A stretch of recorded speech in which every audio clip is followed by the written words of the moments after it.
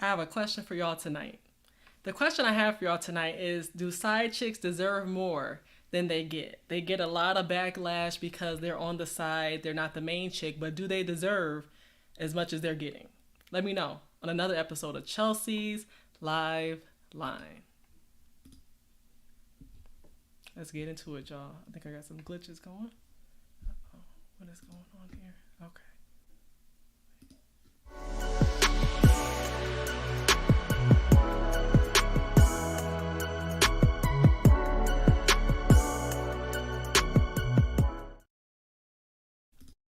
Let's see. All right, all right. Welcome to another episode of Chelsea's Live Line. I'm so excited to see y'all tonight. Thank y'all for being here. Thank y'all for being a part of the Chelsea's Live Line fam, or as I like to call y'all now, the Live Liners. I really appreciate that. Thank you to my new around 300 plus subscribers who have joined the fam. From one of my videos that I had put out a year ago where I collabed with my brothers Jermaine, Dre, and Rob, it went viral and it's got over 30K right now and it's still going strong. So I hope that that continues to be the case and that we continue to give God the glory that he deserves. So I appreciate y'all so much for being here.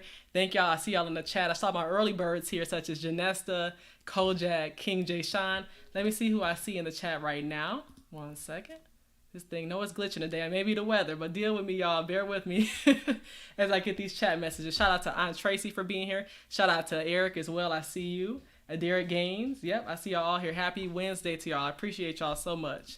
All right, let's continue this real quick, but let's get into the episode. I want to talk about side chicks, and I also put out a poll for y'all because I'm wondering if side chicks deserve rings, and I want to see the responses that y'all have.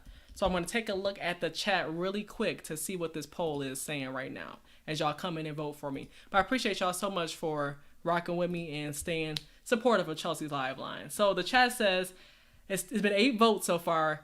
88% of y'all say no, side chicks do not deserve rings. And 12% of y'all say, yes, side chicks do deserve rings. All women deserve rings. Now, I'm going to have to disagree that all women deserve rings. And I hope y'all understand where I'm coming from because some women are just not meant to be wives. Just like some women are not meant to be mothers. The same thing applies. Every woman on this earth does not deserve to be a mother or does not deserve to have that title because they're not really doing what a mother does, what a wife does.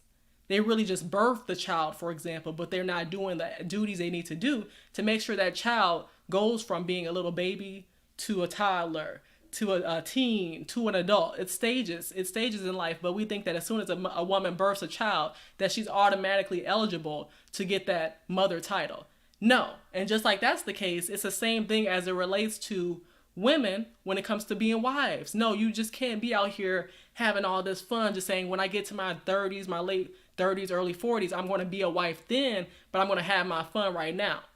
I know there's some women who are wives in the chat that can tell you that you can have fun being a wife and being with your own husband instead of going out here and sleeping with these men who aren't giving you the proper titles that you deserve. I'm just going to keep it real right there.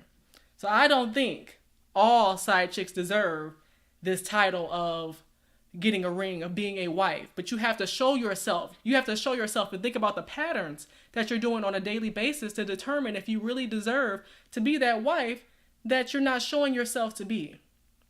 I don't like that light switch behavior. One day we say we want to be this, next day we want to be that. We have to be consistent over time for anybody else to believe us. If we can't believe ourselves, then we know whatever we're presenting to the world, nobody else is going to believe. So without further ado, I'm going to give a shout out to everybody in the chat, such as Christina. I see you here. Thank you so much. I see Jay in the chat as well. And we're going to get right into it. And Successful Melanated Dusty, I can't forget you as well. I want to get started by talking about the word of the day. One of the words is Sidechickology. Sidechickology. You may be wondering, what is that? It's the fact that you're trying to learn how to become a side chick. That's one thing you can look at it as. You can also think of Sidechickology as when you're trying to figure out why do side chicks exist. That's Sidechickology, teaching you why do they exist? What's their purpose in life? Because there are women who would rather be a side chick than be a wife. This is why we're discussing this topic. So we're talking about Sidechickology as far as how can you be aware of who's a side chick, who's not, and how do you become one? If that's what you want to do, that's on you. I don't think it's going to be good because sometimes how you get them is how you lose them. But we don't want to think about that outcome. So we'll be talking about that. And the reason why these women become side chicks, it's a reason for it all. And I think the number one reason is attention. But we'll get into that in just a second. So first thing first, I want to let y'all know that there are some examples of side chicks in the Bible. Yes, there are some examples of side chicks in the Bible, but at that time, they were not called side chicks. They didn't have any title. They had a particular title, and that title was concubine. That title was mistress.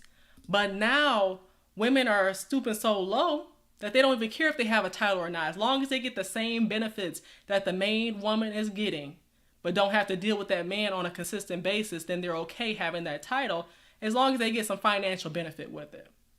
That's what we're dealing with today, with the concubines and the mistresses back in the day, in the Bible times. And I'm going to bring up some examples because there are there's plenty of examples of side chicks in the Bible, but one of the examples, or two, that I'm going to talk about today are coming from Genesis chapter 29 and Genesis chapter 16. So in the book of Genesis, there are two examples.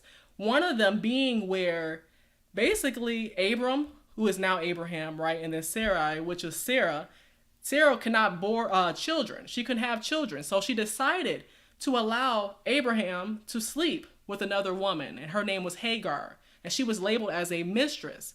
Abraham agreed on that. He said, okay, yes, I will sleep with another woman because I do want to have a legacy before I leave up on out of here. So Sarah agreed. Abraham agreed. Hagar came into the picture. So she was an approved side chick. She was a concubine, and that was fine with them. That was fine with them as as a couple. They were fine with bringing another woman in and being able to eliminate that deficit. And that's what I'm going to talk about, because side chicks exist for a reason. That reason being that I'm going to be able to close the gap. I'm going to see what are they dealing with as a couple and eliminate that as best as I can. I'm going to study them like a textbook because I'm trying to figure out why are they having problems. And if they're having problems, what kind of problems are they having? Because I'm going to be the number one problem solver. I'll solve their problems, but I can't solve none of mine. And that's why I'm in the situation I'm in.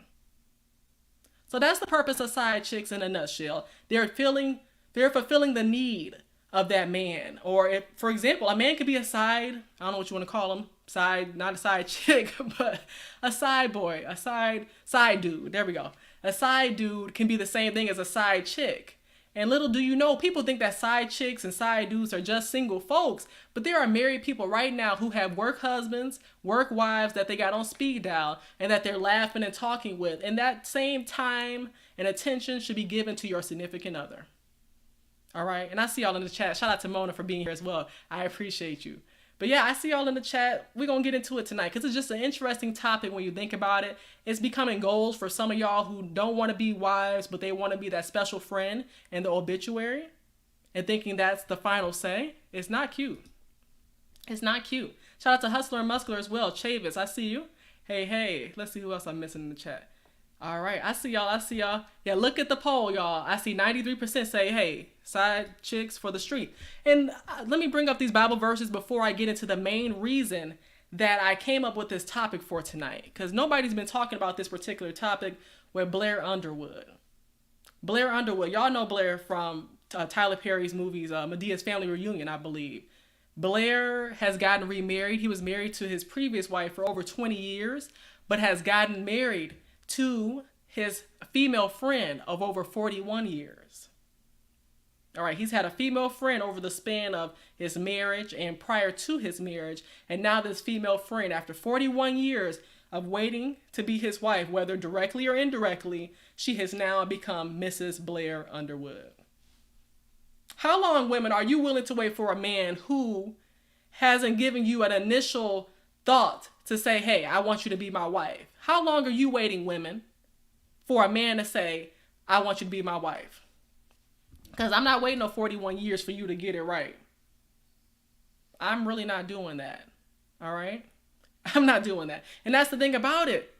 We have the friends we have for a reason, to fill a deficit that we are having. And what I'm going to do is share my screen right now and get in there. But Mona said, not to the 41 years. No, we're not dealing with that at all. So I'm going to get started first is with Genesis 16 and go from there, y'all, because this Wi-Fi is not Wi-Fi-ing. Where are we even at with this thing? Goodness gracious. I'm going to just talk. I'm reading to y'all as y'all listen to me because it's a struggle, to say the least. It's a struggle because I literally don't see this tab. So I'm going to just read it to y'all. Here we go.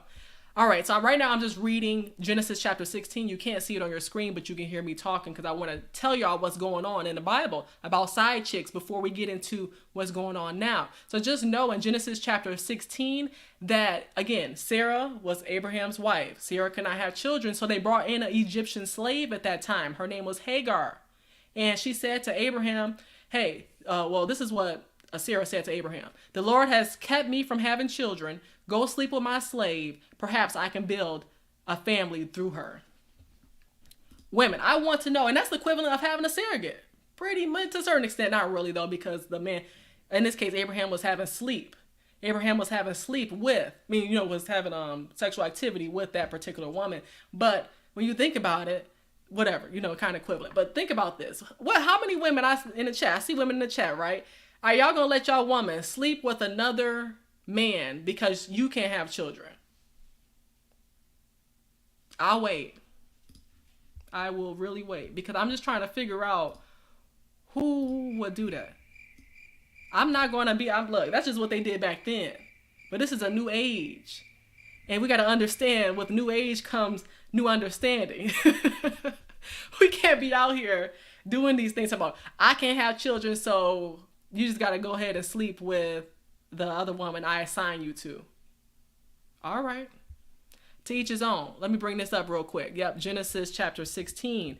Basically, just trying to get to the point that she said, hey, the Lord has kept me from having children. Go sleep with my slave. Perhaps I can build a family through her. And Abraham agreed. Abram, in this case, before he got his name changed, right? But Abram agreed. He said, oh, yeah, I'll go ahead and sleep with another woman. You told me to. I'm not going to deny that. And then eventually Hagar, this mistress, had the child that Sarah wanted her to have, correct? But look what happened right here. In verse 4, it says, when she knew she was pregnant, when Sarah knew that Hagar was pregnant, she began to despise her mistress. The same woman, y'all, let me get back to the main screen here. The same woman that told her, go ahead and sleep with my husband, is now mad that Abram has slept with Hagar and now has gotten pregnant. So this is what I'm saying. Women, you have to be careful when you just talk out your mouth and it doesn't make any sense and you're going to regret it later when you're telling her, hey, go ahead and sleep with my husband. And she did it. And then now Sarah told Abraham, you're responsible for the wrong I am suffering. You are responsible for the, what? I got to get this back on the screen. You're responsible for the wrong I am suffering. The wrong you are suffering is because you decided to allow your husband to sleep with another woman. That's what I'm telling you. Make sure that you're thinking logical, not just out of feelings for the moment because you don't have the children. And these are really discussions that you have to have early on. I put my slave in your arms, and now that she knows she is pregnant, she despises me. May the Lord judge between you and me. This is what I'm talking about. And then Hagar ends up getting hated on. How can we be mad at Hagar because this lady, Sarah, brought her in to be able to basically get rid of the deficit that they had. They couldn't have children, so then they brought somebody in, aka a concubine, mistress, side chick, brought her in to fill that deficit, fill that void. That's what a side chick does, but it was just a proper title and the lady agreed on it. But just imagine if you're the woman who doesn't agree on it. And here's another example before I really dig deep into the topic tonight. I want to talk about Genesis chapter 29, okay? Genesis chapter 29. I see y'all in this chat. Let me share my screen once again. Genesis chapter 29. Let's get into it because with this particular case, this is where we're dealing with Jacob at this point, all right? Jacob. So let me scroll back up a little bit. What's going on here is Jacob loved Rachel. I've talked about this story before. Jacob loved Rachel. He really did. But Rachel and Leah's dad has set up Jacob to the point where Jacob had to work for Leah and Rachel's dad, which I'm trying to remember his name, Laban. Okay. Jacob had to work for Laban, who is Leah and Rachel's dad, for 7 years, right, before he could get access to Rachel. So he worked his 7 years thinking that he's about to get married to Rachel, who he was requesting. Then Laban throws a curveball in the game by saying, hey, you got to marry pretty much my oldest daughter, Leah, who was the one he really didn't want. he had to marry Leah, and then he worked some more to be able to marry Rachel. So he finally got the chance to marry both of them. But guess who he really loved? The woman he really wanted, and that was Rachel. But however, in the Bible, it talks about in Genesis 29 how the fact was, let me scroll down right here. Let's get down here. Jacob did not love Leah the way Leah loved Jacob, okay? Because he didn't want her. But look at this. When the Lord saw that Leah was not loved, he enabled her to conceive. But Rachel, who Jacob really loved, remained childless. Here comes Leah, the unwanted one, but who had what they needed, which was being able to bear children. She was now enabled to have her children for Jacob. So that's when she became pregnant with the first son. And here comes the baby mama series. She became pregnant, gave birth to a son. She named him Reuben. Okay, got that. She conceived again. And when she gave birth to the son, then Jacob said, she said this, because the Lord heard that I am not loved, he gave me this one too. And then again, she conceived over and over again. And it sounds pretty familiar, especially when a woman starts to conceive, starts to have children over and over again by a man who really isn't interested in this woman. It never turns out well. So then she conceived again. And then finally, after so many children, she said, this time I will praise the Lord. Then she stopped having children. She realized that I needed to stop having children because I was thinking that this would really make me this will really make Jacob find me lovable. But as you can see, he was not pressed because he really wanted Rachel. And thankfully, Rachel was able to have a child, but she died during childbirth. Okay, so that's just that story. Just to give y'all some information about side chicks before we get into it. Because there's women that say, okay, the Bible supported side chicks, so you need to support them as well. Is how we do. My fellow spiritual wives, let's talk. What is a side chick? According to King James Version Dictionary, a side chick is a woman who cohabits with a man without the authority of a legal marriage. Number 2, a woman kept for lewd purposes. Number 3, a mistress. Number 4, a wife of an inferior condition. Number 5, a legal wife, but not united to the man by the usual ceremony. The duties of these side chicks in the Bible were for entertainment and lacking gratification. On the other hand, these side chicks got in return financial security and a relationship. Let's mention some of the men of God in the Bible that had side chicks. Number 1, Abraham, the father of faith, our father, a friend of God. Number 2, Jacob, or if you like, Israel. Now him born the 12 tribes of Israel. And guess what? The side chicks children were inside now form, and they are all recognized by God. Number 3, King David, the man after God's heart, the Baba of all side chicks. Even God tell him, say, if he need more side chicks, if I arrange for him. Even Baba God, they arrange side chicks. Number 4, the son of David, greater work shall ye do. The man who God gave a blank check, the general overseer of all side chicks, the Oga Patapata of them all. You got it right, King Solomon. I can go on and on and on. You see, my sister in the Lord, your husband is not a sinner because he has side chicks. No, the report and give your pastor. Most of your pastors knows these things and they are enjoying themselves with their side chicks. And they will tell you that they are enjoying grace. There is no place in the Bible that condemns side chicks. Know this and know peace. Stop. Everybody don't need a phone. Everybody don't need access to the outside world when you come up with information like this. Thank God for the subtitles. I ain't trying to be funny or nothing. Thank God for the captions. But anyway, what she was trying to say is that the Bible allows side chicks.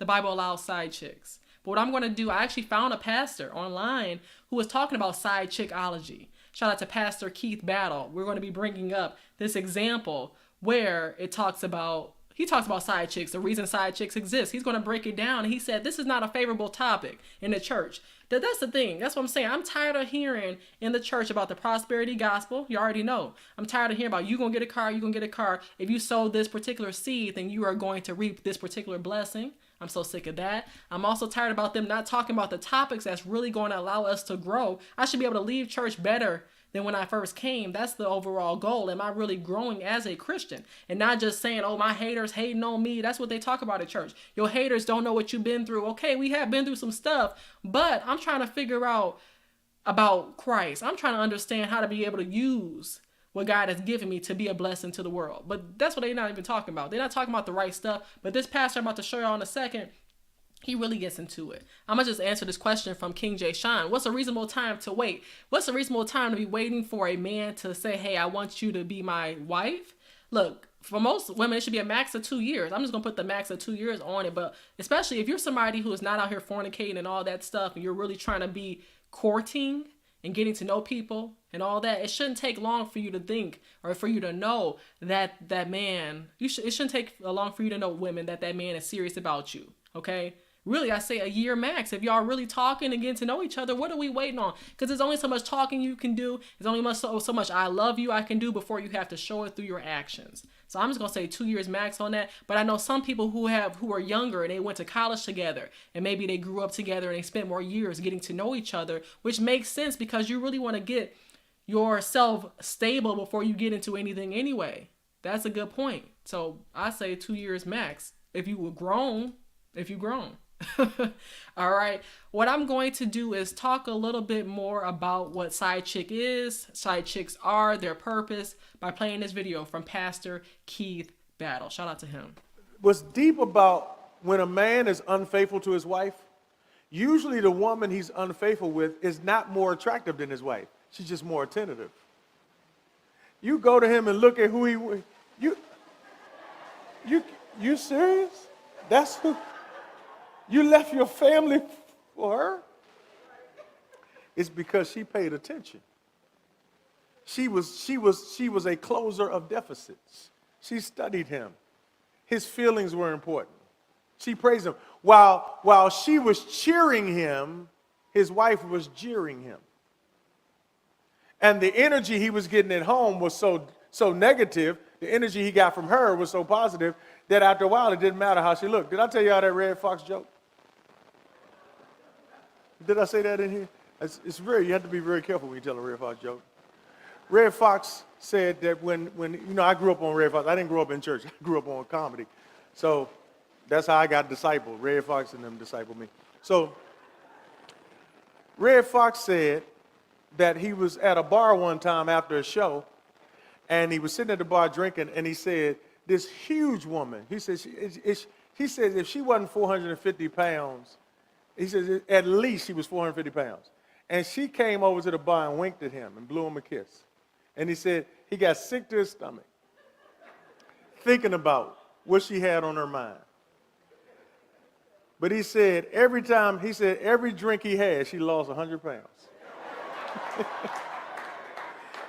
He said by that fifth drink, she looked like Marilyn Monroe. See, when a woman knows what a man's love language is and she speaks it fluently, her looks become less important. Attentive. Now, I'm not saying that it's justifiable, but I'm saying to you ladies, you need to be attentive at home with your man. This is all about protecting him from a side chick.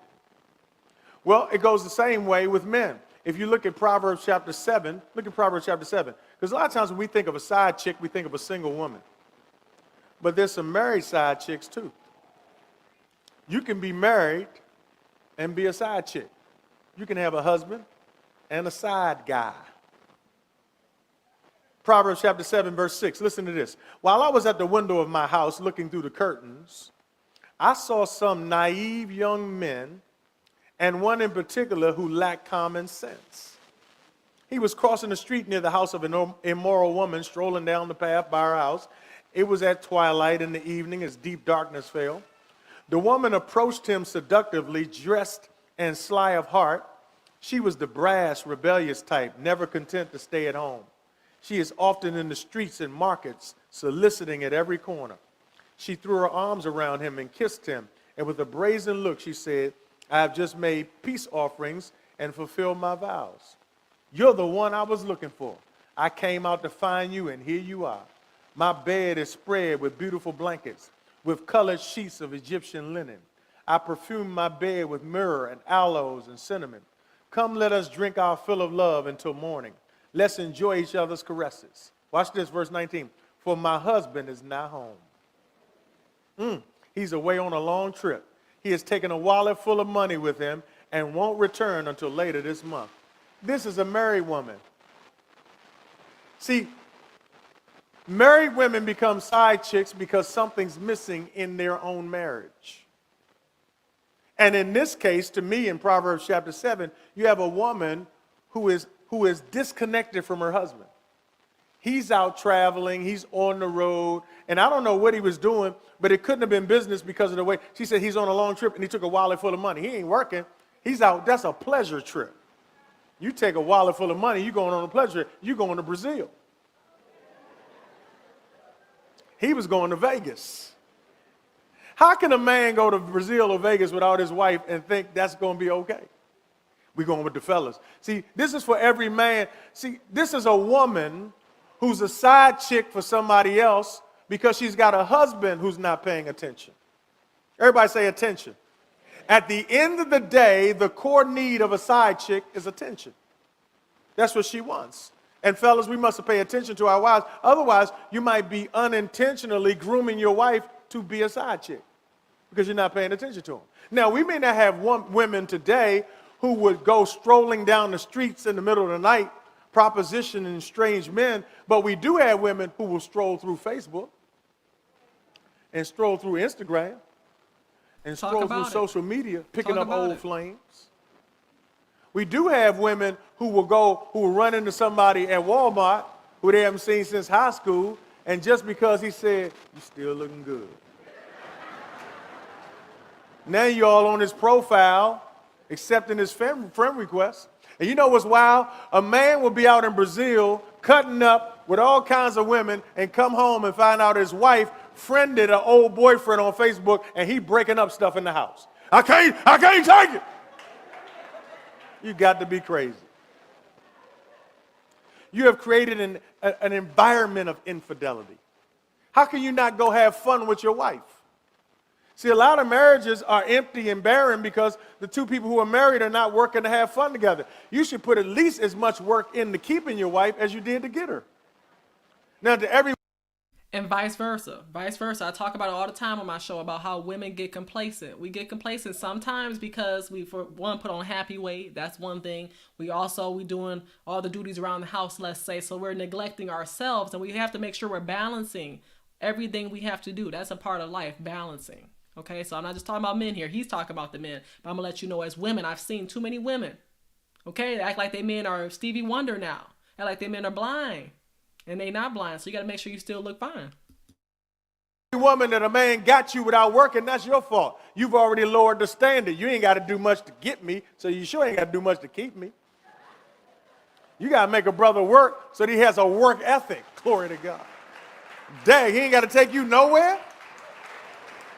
He ain't got to take you nowhere to propose. You can propose to me right here in church. Just say you want to marry me right here in church. I'll say, hallelujah. There must be an investment to protect the relationship from people who are outside of the relationship, who are much more, who are willing to pay attention where we're not. At the end of the day, many people just want some attention.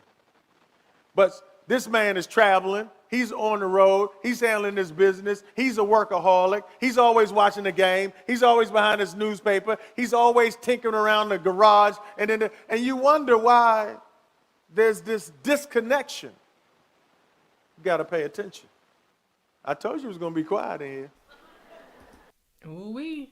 That was Pastor Keith Battle. And I'm so grateful to be able to find that clip because that's just a part of his sermon. And that's the type of sermons that people need to hear at church because it's the ones that are literally the pin droppers where you're not going to hear nothing because people really, they know they can relate to it, but it triggers something in them. It triggers something in them. And that's why I want to be able to trigger the truth out of you over here on Chelsea's Live Line. These are serious topics happening every day, happening as I speak. And I think it's so important for us to be able to talk about it, be adults about it, and realize where our deficits are and understanding the purpose of boundaries. I think every relationship, it's a mandatory that every relationship has boundaries because if they do not, then you're already setting up your relationship, your marriage, your situationship, whatever you are doing for failure. It's so important. You take stuff lightly because you think you're in love with somebody and you don't pay attention to certain things here and there. You don't pay attention to the social media and who they're interacting on a daily basis when you don't see them. Goodness gracious. That's the thing. Y'all focus on what you see based off of what they tell you about them. And you focus on the personality ethic instead of their character ethic, who they really are behind closed doors. And the best way, as I told y'all before, the best way to determine that is by the social media. It is what it is. It's a sneak peek to how they are, how they operate outside of you.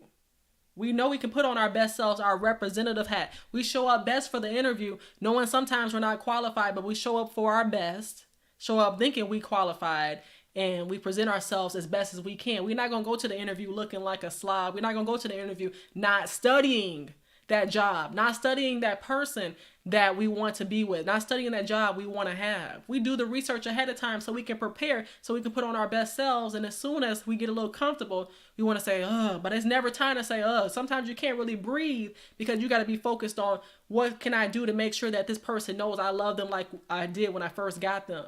Seriously, I always talk about that. You got to do what you get, whatever you did to get them, you got to do that to keep them. Why switch up now? Because you're presenting yourself as your best. When you present yourself as your best, then you got to remain that. I know there's going to be ups and downs, but on average, it should still show the best that you presented before. Because what changed? That's what you got to figure out and fill that gap. Or some other woman will. Some other man will. Y'all heard about it. Married men, married women are side dudes and side chicks too. And when you leave that door open, like Bruno say, when you leave that door open, then there's people that can come in on any time and study y'all. Even the ones you think are your friends. I've seen so many movies where it's been shown that women have best friends who are females, right? They have female best friends. The women do. And these women are studying their relationship, asking how they're doing, what's going on. They want to keep in contact with you and keep on track with your relationship like they're your therapist or something. Want to know what y'all doing today. How's your husband been? How's this? How's that? It's sometimes for a reason. You have to pay attention because it's like y'all act like the enemy's going to be out there in just red with a red dress on, red suit on, ready to attack you. No, they'll be blending in with the crowd and they'll look just like you, act just like you because they want to be just like you. Act like I'm lying. Tell me if I'm lying, but I know I'm not. I know I'm not for a fact. I know what some people have motives and sometimes they want to replace you, so they got to act like they like you. They got to act like they for you because they want to be you. That's just what it is. All right. So what I'm going to do is share my screen real quick because I'm going to talk about Blair Underwood real quick. I don't think anybody has really been talking about that, but I want to because Blair is a prominent star in Hollywood, right? So Blair Underwood, Why'd I Get Married, Crush Groove, different movies here and there. Y'all know who Blair is. And he recently got married to Josie Hart, who was a longtime friend. But you always have to ask yourself, when you think about hearing long-term or long-time friends, you have to think about the fact that something had to be going on. You all of a sudden, 40 years later, there was a flame? Like, let's just think about this, y'all. You turn a burner on from 1 to 10, right? You turn a burner on all the way up. There's no automatic flame. That baby got to warm up a little bit. And that's what I'm telling you with this thing here, with Josie and Blair Underwood, that flame was on low. Act like I'm lying. That flame was on low. And then it increased and increased over time. But I'm saying a flame always exists. You can't go from 0 to 100 that quick. Especially when, look, he just filed for divorce. This is why I'm about to look this up, y'all. He had filed for divorce. I believe he did. Or his wife had filed for divorce. All right. His wife had filed for divorce back in 2021. All right. And then I think he had proposed to his current wife in November. Yeah, that's what I'm going to say. In November of 2022, he proposed to his current wife, who was his longtime best friend, Josie. This is what I'm saying. This woman has smiled in this woman's face all this time. This woman has smiled in this woman's face and attended different events with them and lovey-dovey with the wife and just putting on that persona. Probably went out to eat with them, had a good time. And then now here we are talking about the ex-wife in past tense. And literally Blair Underwood, if I look up his ex-wife, how long they were married for, at least 27 years of marriage, y'all. 27 years of marriage. I'm just trying to figure out what leads you after 27 years of building up a foundation, which should have been solid at this point. What leads you to getting a divorce? What was it at that point that triggered it that couldn't have been worked out when y'all have worked out so much over the years? That's what I'm trying to figure out. But what I want to do real quick is give a quick shout out to Eric. I appreciate you for the $5. He said, a word that I remember as a side chick or 304 was a word harlot and can be used for a man or a woman. Yeah, shout out to you for that. Yeah, we got some harlots out here, y'all. I think that's kind. That's a kind word. But today, I don't even think people deserve that title. It's just side chick for me. Or side dude, 304. Because you don't even have to be a side chick to be a 304. Like I said, you can be a married woman being a 304 because of what you're posting online saying, oh, my husband approves of it. But really, if you're a Christian woman, does God approve of it? That's the real question I have for y'all. So thank you, Eric. I appreciate you. Yeah, some harlots out here. Anyway, married his best friend, and I'm just saying, like they've known each other for so long, and I know there's some women out here who have been best friends with a man. They've kind of been there on that back burner while they have had successful relationships, or really not successful, because if you're not with that person, it wasn't successful. But I'm saying, like, there are some women on the side who have watched their male best friend go through relationships, the ups and downs, and they were there for them on that emotional hotline. On that emotional hotline. That's a problem. That there was a deficit. Just imagine you getting in an argument with your significant other, then all of a sudden here comes, oh, my homegirl, she talking to me, she telling me you don't deserve to be with her, you don't do that, you don't need that, you don't deserve to be in something like that. What do you think that's gonna happen? What do you think is going on in my mind if I hear that? Or let's say I'm in a relationship and I hear one of my male friends that I have, which I don't have any, but if I had a male friend, for example, and I'm hearing, oh, you don't need that. You don't deserve that, Charles. You don't deserve that. You deserve a man that's going to treat you right and love you and this and that. I'm hearing that like, you're right. But usually when a man is saying that or a woman is saying that to a man, it's because, like, who you trying to find to replace my significant other instead of telling me to work it out with that person? You don't want to have advice like that, one-sided advice. This is why I tell you have to go to somebody who's really not involved with y'all. Go to somebody who is not biased, who can provide you with the best support. Instead of listening to a male best friend or a female best friend that may have some emotion involved. Of course, they're going to go with your side for the most part because they may have feelings, and those feelings can just be ignited. It may not even be the physical attraction. It could just be the emotional attachment. Seriously, it can be. But nobody want to think like that. All right, I'm going to get into some videos because do y'all remember that song from, Whitney Houston's song, Saving All My Love for You, Saving All My Love. Let's listen to this because they think that Whitney Houston was a side chick. They said it, not me. You heard Whitney Houston's Saving All My Love for You? Yes. Beautiful song. One of the most beautiful songs ever made. Agreed. Yes. What's it about? I would assume that she's holding her love for her man. Nice one, songwriter. Same thing. Okay, cool. She was a side chick. She was side chick, yeah, I was going to say that. Yeah. This is exactly why I want to repeal the 19th Amendment. This was not a revelation. The lyrics were clear. It's not very easy living all alone. My friends try and tell me, find a man of my own. This wasn't hard, young lady. You got us women looking, get off that podcast, having us look stupid. They said it, right? Like sometimes we never pay attention to the lyrics in songs, but I'm literally going to bring up Whitney's lyrics so y'all can see that she was talking about saving all my love for somebody, and it really probably wasn't no man that she was with, because why would you have to save the love for a man that you with, right? A few stolen moments is all that we share. You got your family and they need you there. Okay, second line in, y'all. Second line in. Though I've tried to resist being last on your list, but no other man's gonna do. So I'm saving all my love for you. Y'all knew this was a side chick song. Y'all was singing this song. Because the beat sound good. Because Whitney was singing it. But so many women have listened to this and resonated with this. And side chicks have become the norm at that point. Back in 1985. But way before then, y'all know that. But 1985, when she made this song, she was talking about, you used to tell me we run away together. Love gives you the right to be free. You said be patient. Just wait a little longer. But that's just an old fantasy. You know how she be singing the song, right? That's what she said. So I want to let you know that it's in the lyrics, but sometimes we hear the beat and we just go on with it and say, oh, it's Whitney. It sounds good. I'm going to listen to it. I'm not saying don't listen to Whitney. That's not what I'm saying, but just realize what's within the lyrics. Okay? And another one I always talk about is that what happens after you find out women? What happens after you find out that a man, the man you're with, the man you're in a relationship with or married to, has a side chick? What are you going to do in that case? That's the question I have for y'all. And listen to this, but please excuse the language because people be cussing, but I want y'all to listen to the fact that they have to be so vulgar like this to get a point out. I haven't said a word, no cuss words at all, but I'm still explaining myself. But I want to show you how women are talking today and see what she has to say. I'm gonna hear this, but I'm gonna go ahead and say it. Leave that girl that's sleeping with your man alone.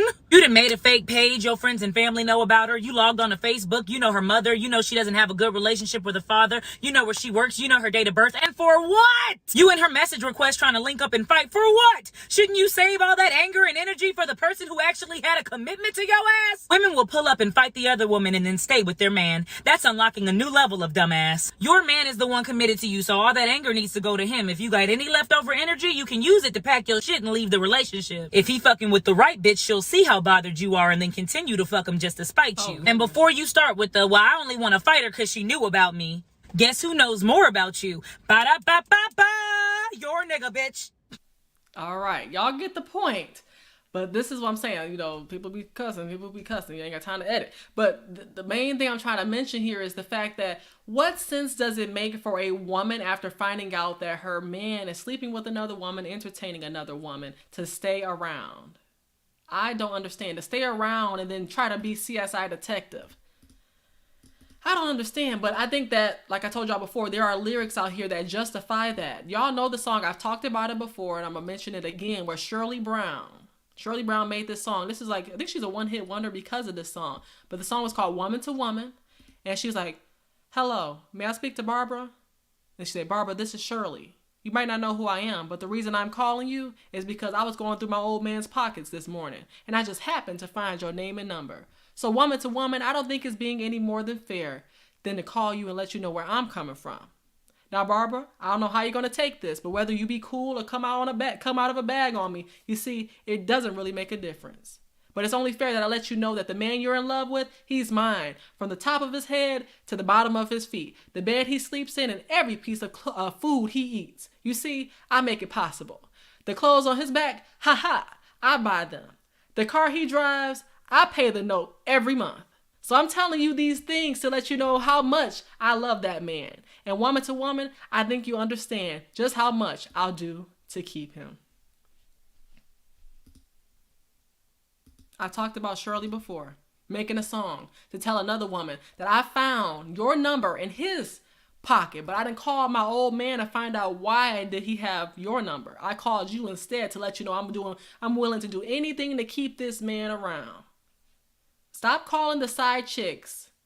Stop hitting them up like Keita has said in that video I just played. Stop calling the side chicks when y'all know that y'all not going to do anything about it. You're doing all this detective work, right? Doing all this detective work. You might as well get hired for it. Like I told y'all, with the Modern Woman's resume, y'all got all this program management, project management experience through fixing up these men, building them up to be something they were never meant to be.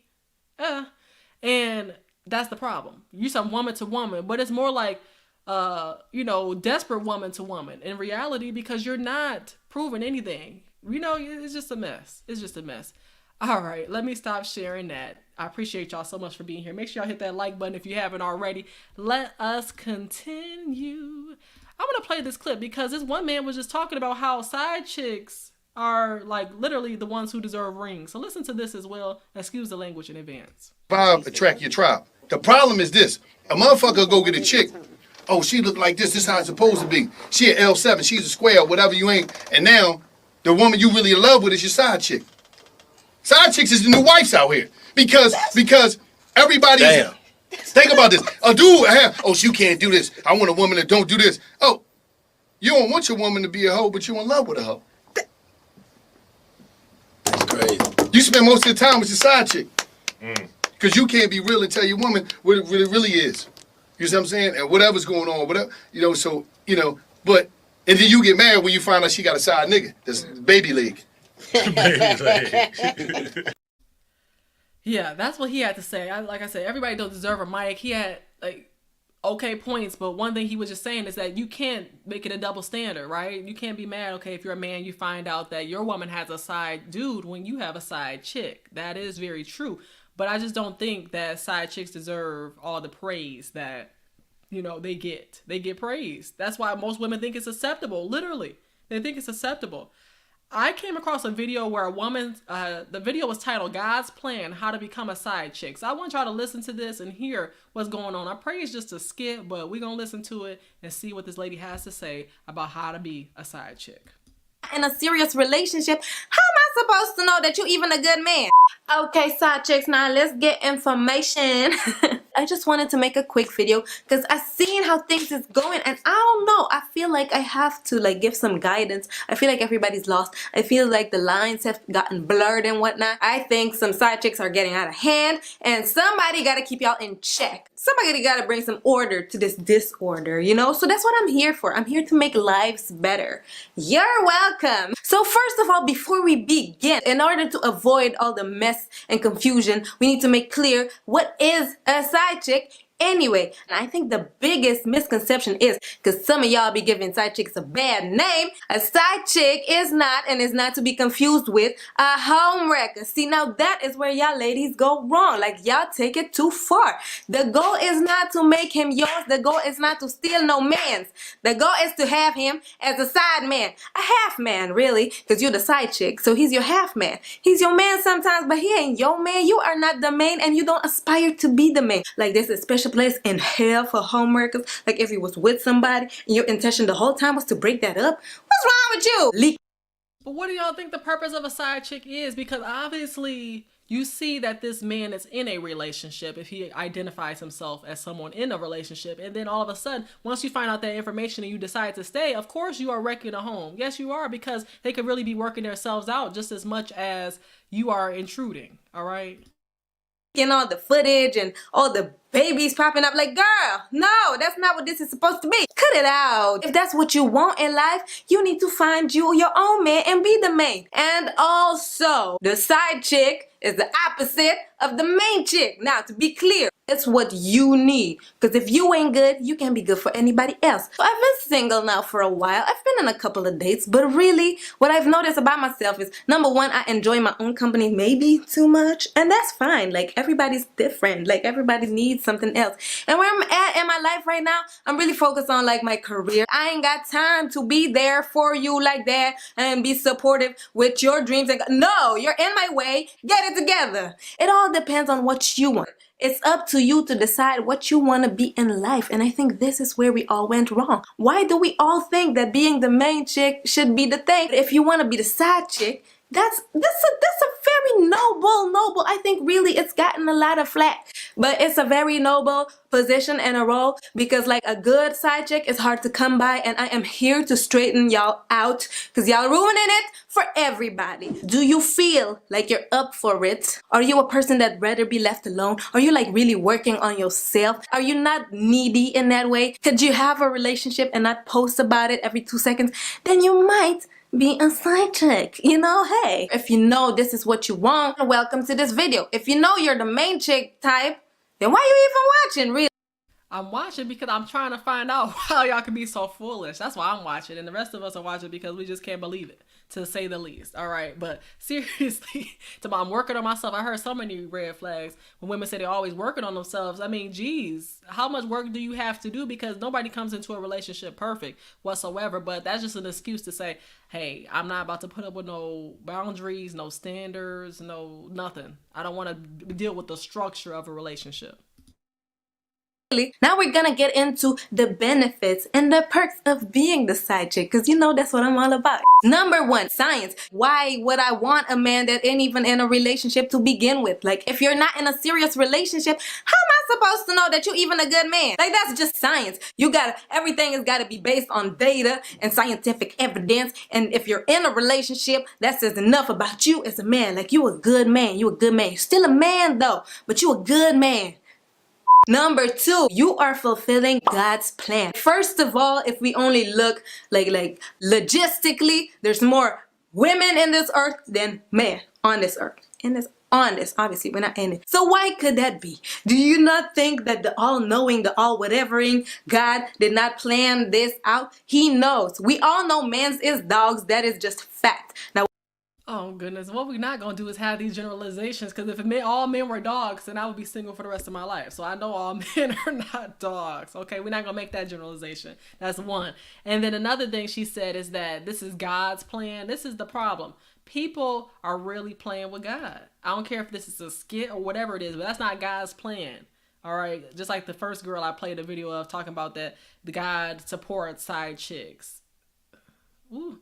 Too much for me. Another thing that she had mentioned is just that the fact that there are more women than there are men. And this is why women have so many different titles that they don't even want, but they get thrown upon them, like side chick, 304, because they're trying to find whatever man is free. And most of the time, since all men aren't available for them, that's when they're going to the married men, the men in relationships, because they say, I got to have a man too, just like they have one. And just because he has that ring on his finger, he's married, he's tied down, he's in a relationship, that means that he's gold. Somebody else wanted him, so he must have something that a woman will want. That's how women are looking at it. I've heard men say this before, I don't wear my ring because I don't want them to know I'm in a relationship, but no. Wear your rings, man. If you can wear them, they can fit, you ain't doing nothing strenuous, then why not wear your ring? But that's a totally different topic. But I'm saying that they say it's a chick magnet. Okay, well, just repel them. Do what you got to do if you can wear your ring. But women do think that, oh, he's married, so a woman must like him. But every married man out here ain't attractive. That's the first thing. So don't even come with that lie. But second thing is that if he's tied down, let him be that way. Okay, because you're gonna be ending up in something you didn't sign up for. Would you rather have him be a dog with a girl that's trying to take everything y'all built together, or with a girl that don't care, she don't want the headache, she just want to have a little fun, and when they done, she'll send it back to you? Like, come on, that's God's work. You're making him happy, you're making yourself happy. Their relationship is better because he's less stressed when he goes back to that old boring girl. And like, ultimately, you bring joy to the world. That's what side chicks do. That's the joy and the honor of being a side chick. And last but not least, everything is on your terms. You get better presence than the main chick. You know, you can always fake threaten to expose the relationship. If you want to tell him, yo, you better show up here, or I am sending this screenshot to your wife, you know, he's gonna be there. I don't care where he at. But again, that is your biggest weapon. So you don't just want to use it for no reason out here looking crazy. Like these offset jump offs, you know, allegedly. I don't think he really doing it. I think he is a faithful man. But if you have a half man, you know, you can't just be exposing yourself, because then what are you left with? Allegations like, oh, he with me. Like, girl, what you trying to do? Why you trying to claim him for? Seriously, please tag all these girls that are exposing their half mans, because that is not cool. Y'all giving us all a bad rap, and he's not gonna pick you. I just want you here for a couple hours, give me some cute little presents, and bye. Go back to your girlfriend. She waiting on you. I think even Tiffany Haddish said that like Beyonce had to check a girl for touching Jay-Z's chest. First of all, I wouldn't even go there. Be smart picking your half mans. You don't want no Beyonce smoke. Come on, you want the beehive after you? That's just dumb. Why would you do that in front of the wife? You gotta respect the main chick. Like, respect her. You know, like, chill. Don't be doing that. That is just messy. I'm sorry to break it to you mains, but he's gonna cheat on you anyway. You got the good mans that's not gonna cheat. Yeah, sure. You tell yourself that. I was like that too. I was like, oh my God, I could never cheat with somebody. I could never do that to another girl. But again, like, if you find out about the cheating, that's the part that hurts. So if nobody finds out and everybody's happier, it's all good. Anywho, that was the video. I gotta go. Your man's just texted me, said he's on the way. We're gonna celebrate Valentine's Day. I'm super excited because I saw the present he got you and it looked pretty cute. And obviously mine's gonna be at least that or better. So I'm excited. Anywho, I gotta go apply some lashes. So bye, I'm out. Go vegan, subscribe, and I'll talk to you next time. Bye. Whoa. Okay, girl. Woo. These YouTube streets, looking up side chicks, came across her. She only got like 600 subscribers, something like that. But that video had, I think, 30K on it. I think that video had 30K. Yeah, ain't that the funny part? 30K 30K views, but I think about 600 subs, something like that. Because that's literally the only video she made about side chicks and all that good stuff. But yeah, that was a video talking about how to be a side chick. And then I'm going to show you a video of an older woman who is listening to a woman break down the perks of being a side chick. And the older woman is actually agreeing. Maybe you've heard of this woman. She'll say her name at the beginning, but I want you to listen to her. Then after that, I have a video where a woman is going to talk about how she's been a side chick for 5 years to a man. She's been a side chick for 5 years, no benefits, no nothing, but she'll talk about her story and how she got out of it. Love here with you again, and we're going to talk about why being a side chick is better than being the main chick. And there's a couple of things that this woman say that I have to agree with her. As much as I hate to, and I really, really hate to, but I've got to agree with her. I'm using a different camera here because I'm trying to load up as many as I can because God knows I've got so much lost time. Thank you again, by the way, for all the calls, the texts, the emails when I was in the hospital. I mean, these people was chasing after my gallbladder, man, really. But anyway, all is well. But here are some very valid reasons when it comes to why it's better to be the side chick than the main chick. Tell me how many of these points do you agree with? I'm about to tell you why being a side chick is so much better than being a main chick. Number one, that guy, he's not going to lie to that side chick. He needs that side chick on the same page as him.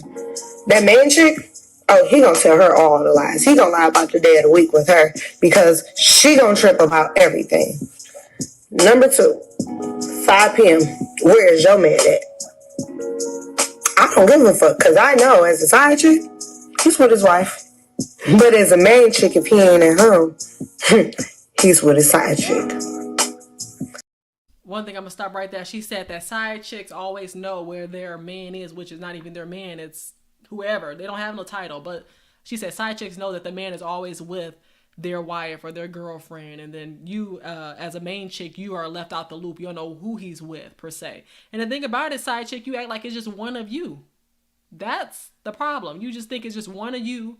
You're the only one, and that he's just with his woman anytime he's not with you. No, he may have a whole lineup of y'all, and basically spreading the diseases amongst all y'all. So you just don't know. Number 3, a man can be vulnerable with his side chick. She not gonna judge him. She gonna uplift him. His wife, she gonna judge him. She gonna tell him what he ain't.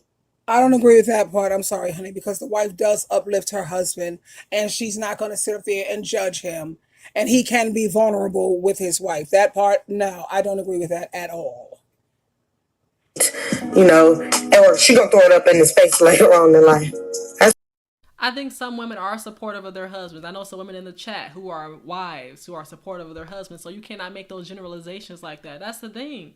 You just cannot do it. And where I find these videos at? On YouTube, honey. These YouTube streets are something else. I mean, goodness, I pick and choose. I find this content only for my show. However, just listening to it, just like people be listening to a lot of stuff. And this is the type of stuff that will go viral when you talking about some side chicks, right? But when people are actually analyzing these videos and saying that side chicks should not exist, side chicks don't serve a purpose, that won't get any views or any engagement. That's what she's going to do. But his side chick, no, she's going to pat him on the back because she thinks that you're the problem, Mrs. Main Chick. Number 4, loyalty. Yeah, I said it. You're not being the one cheated on if you're a side chick. He cheating on his wife. He ain't cheating on you. He cheating on her. He's loyal. Trust me, sweetheart, he's cheating on you too. You ain't the only side chick that he has. So let's come up out of that delusion.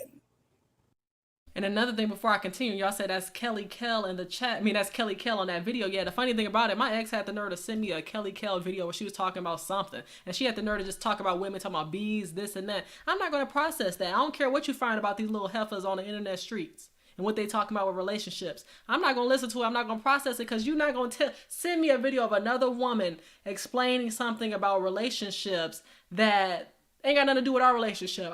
What? No, you got to express your concerns yourself, not talking about a woman talking about this and she calling women bees and this and that. I cannot process that, and I won't process that. So this is why we just listening to this, because it's not making sense to me, to say the least.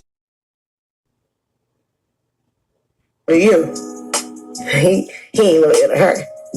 It's kind of fucked up, but hey, her problem, not yours. Don't even worry about it. You're good.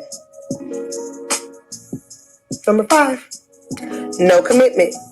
He get on your nerves as a side chick, send him to his wife. He gotta go back there anyway. As a wife, you can't send this nigga nowhere. He paying bills, stupid head. And if you paying the bills, you a stupid dupid head, okay? Wait a minute. Whenever they see. Wait. Hey, my name is Kelly Kelly. Hold on, He get on your nerve. When she said stupid head, that was funny. And it's true. When he get on your nerve, you can send him back home to his wife. Let her have to deal with all that nonsense. You know what I'm saying? But like she said, you super duper stupid head. But anyway, I'm saying your nerve, you can send him back home to his wife. Let her have to deal with all that nonsense. You know what I'm saying? And I had to stop it right here, and I rewinded it for a reason. I said her shirt, if I'm not mistaken, says Bible on it. And she were here talking about side chicks. I'm trying to pause it at the right part. Give me a second, y'all. Hold on. Yeah, right. I saw these letters. Yes, Bible on the shirt. But worry about side chicks. Talking about send them back to his sender, right? No, that's not cute. This is the thing why women really love being side chicks, because they don't want commitment, because they don't understand commitment. They've never seen it. They've never gotten it from maybe their father or anybody else. They've never seen a loyal man or never seen a consistent man. And I can vouch about that. I've never been a side chick, nothing like that. But I'm saying, like, if you don't see that example from a father figure, like, I've never seen that consistency from a father figure. So when I got into relationships, it was like, oh, I'm going to stay in it because I see loyalty. I'm going to stay in this relationship because I see consistency. Even though he wasn't consistently right, he was consistently wrong most of the time, but I still stayed in it because I said I've never experienced consistency before on that level. So I'll just stay here and try to be loyal because I believed in longevity at one point in my life. But women today, we don't want to fight for relationships if it's worth fighting for. Let me put an asterisk right there, capital letters. If it's worth fighting for. If it's not, then of course not. But I'm saying in the case where you just say, okay, I don't have to worry about committing to him, so I can sleep with this man on this day of the week, this man on the next day, and I'm just gonna send him back when I'm tired of him. How does that work? How does that work? I'm just trying to figure that out. But the Bible shirt had got me. It's the Bible shirt for me. Mona said, when I was a teen, I had a family member who was a side chick for many years to a married man. Then he passed away. She was so sick about it. Shaking my head. Wasted her years when she could have had her own man and could have got recognition for that. I'm adding on to that part. But could have got her own man, had recognition from that. Goodness. I'm telling y'all, in the southern states, I mean, it can happen anywhere. But y'all know the special friend, that special friend stuff. And the thing about it, let's give real titles. If we're older, I know some people have been married before. They don't desire to be married again. So they'll say, that's just a friend of mine. That's my special friend. But I'm saying we need to make sure if you're old enough that you converting friend to wife or husband, because it doesn't look good being older. If y'all been dating for so long, talking about that's my special friend. It doesn't look good. It's not a good example for the kids because they're trying to figure out, why do older folks have girlfriends and boyfriends? You get what I'm saying? You should be an example always. And talking about side chicks, it's just not a good look. Nonsense, you know what I'm saying?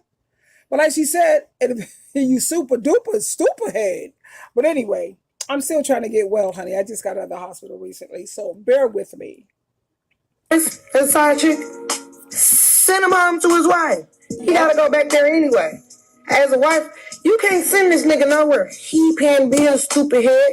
And if you paying the bills, you a stupid dupid head, okay? I agree with that part. That's the one part I agree with. If you're paying bulk of the bills as a woman, what are you doing? I don't understand that one.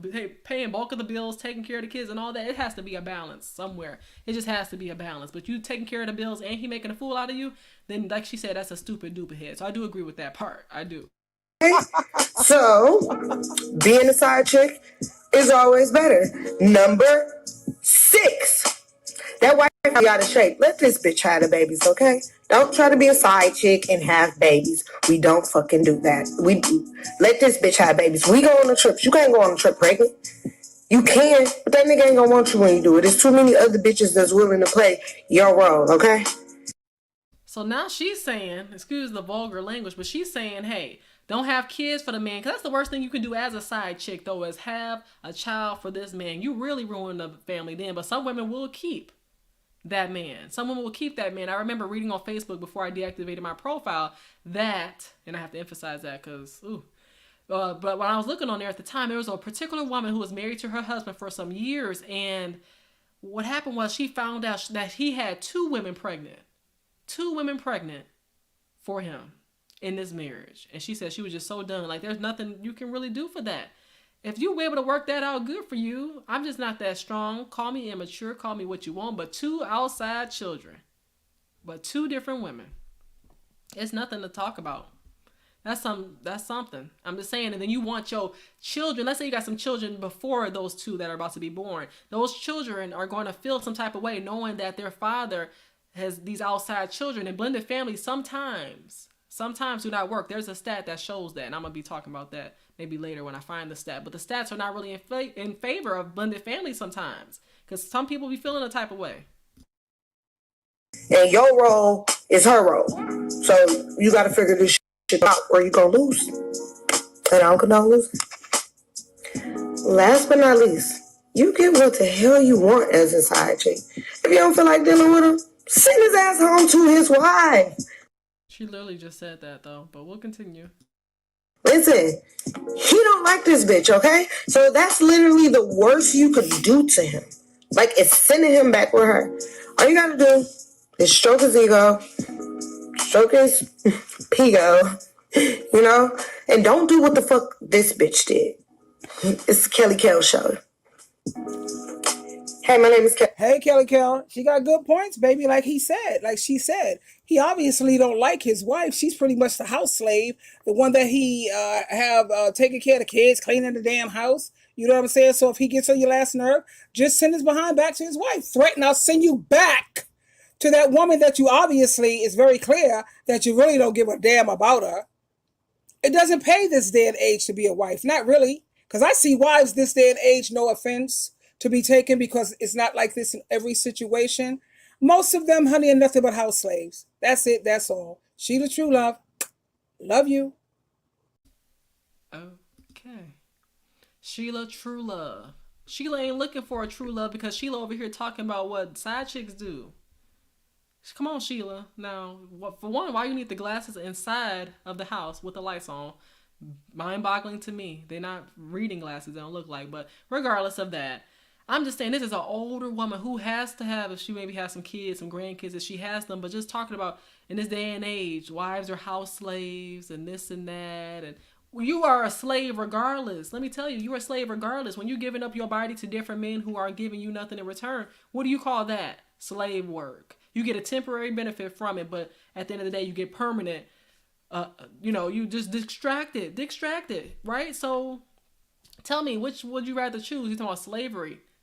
If you really knew about marriage, then most women would tell you that marriage is somehow freedom. It's freedom because the fact is you don't have to worry about getting diseases out here. You don't have to worry about inconsistent behavior anymore. You don't have to worry about what's out here in this pool, this pissy pool. You wouldn't have to.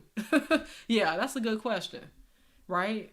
I would definitely recommend that she do that because it's just not giving people what it needs to. I'm telling you, people get on TikTok and their clock is doing that, but they don't understand. So without further ado, what I'm going to do is talk to y'all. I'm going to play a video of a woman who was a side chick for 5 years, y'all. Side chick for 5 years. And before I get into it, what does she say? I want to see if she said she was a side chick to a married man or what.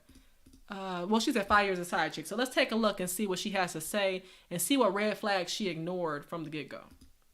He's like, man, I knew once this stuff got closer, you were going to start tripping. And I just wish that we could be how we were. You're about to be married, sir. Like, that's a whole vow before God. This isn't how that works. Ooh. Okay.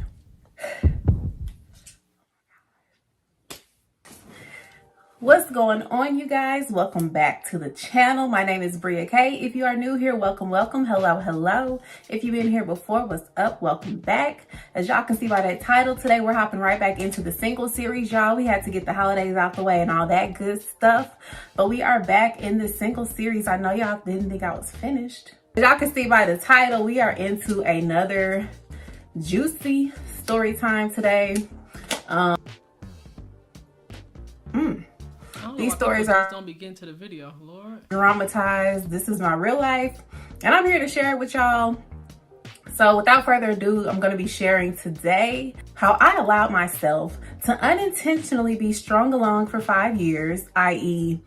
5 years of side chick, and how I got blindsided again and he just married another girl. I know y'all like, dang, didn't that already happen to this girl? It did. It happened to me twice, okay? Wow, happened to you twice, and then she had the nerve to say unintentionally became a side chick. Unintentionally. You don't unintentionally do something for 5 years, in my opinion. I'm telling you. But twice, though? She was a side chick twice? We gotta listen to this. All right, so if y'all see why I've been single for a minute, now you kind of understand, right? Because it was real painful. It was real painful out here for your girl. So today, I have an acai bowl. Dang, that thing look good. Dum, dum, dum. All right, so how did we meet, right? At my new school, and at my new school, I ended up pledging a sorority. A lot of y'all don't know that, but I pledged a sorority towards the end of my college career. So with that, you know, it comes a lot of socialization and mingling and all that stuff. And your girl was young with lots of energy, so I was hitting the road, doing road trips, parties, all that stuff, right? It was winter break. It was like a month and a week or something like that. I'm not gonna say any names or any identifying features here, so if you can piece this together, you need to work for the FBI, all right? So this weekend was at the head of winter break. So I come home, I go to the little, you know, fraternities probate, and then like maybe the next day there's a Greek party or there's just some kind of college party happening. So me and my girls, we go to some fraternity house. Like it's just a mix of different frat boys who live in this house together, hosting like a pregame before this party. We get to this pregame and it's pretty chill. And everybody's just kind of doing their thing before we head to the party. We flick it up, take a few pictures. At this time, this is where I met, what's his name gonna be? Who sings that song, I Got 5 on it? Since he took me through 5 years of this, I'm just playing, y'all. We're gonna call him Pimpin'. Let's call him Pimpin', okay? So Pimpin' lived at this frat house. Cool. So we head to the party after we pregame at their house. And for some reason, I don't know if I left my ID in the car or at home or something, but this was a 21 plus party. So the bouncer at the door was just giving me all types of heck. And he like, no, you can't come in. And da, da, da, da, da. And I'm just like, dang. And at this point, most of the people we came with had already gone to the party. Like clockwork, Pimpin' comes downstairs because like to get to the party, you go in the front door and then you go upstairs to the party. So for some reason, he came down right at the time that I was getting bamboozled by the bouncer. And he was like, oh, she good. She straight. Let her in. And I guess he knew the bouncer because he was just like that guy. And then he was like, oh, okay, go in, shorty. So I go into the party, and we just have a good time. Like I didn't talk to Pimpin' that night. I just had fun with my girls. Cool. That night ends. The next day, somebody ends up posting the pictures that we took at the pregame at Pimpin's house last night before the party. Somebody ends up posting it on Instagram and I got tagged. And it was, like I said, a group photo. And then I saw him. I was like, dang, okay.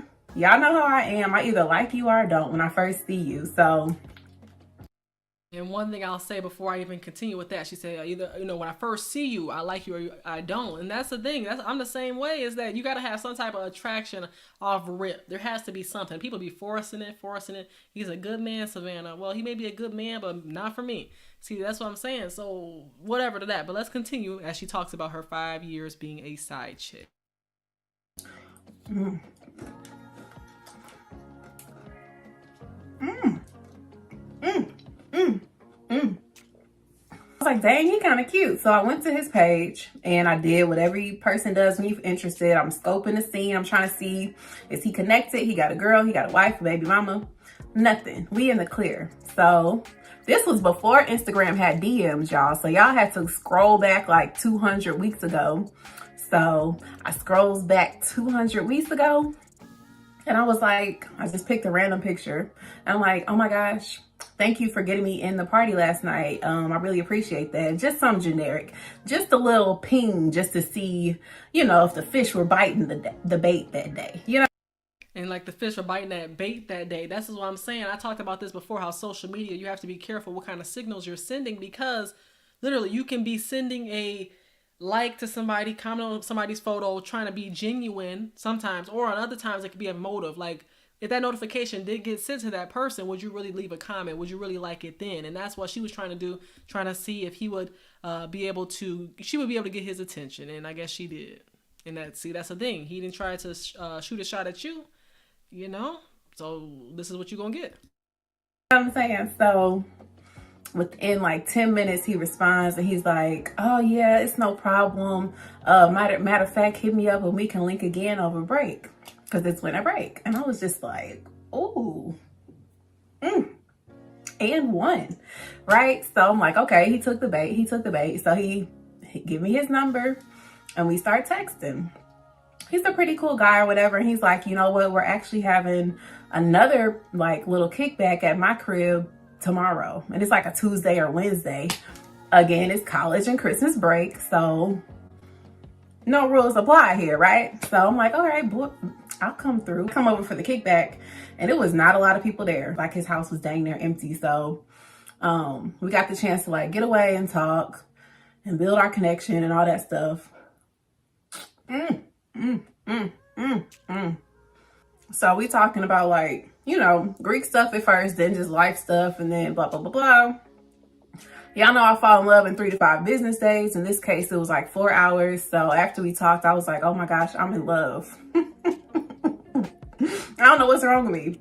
So correct that statement and say I'm in lust, because that's what it is. It's never love that quick, y'all. Come on, please be honest.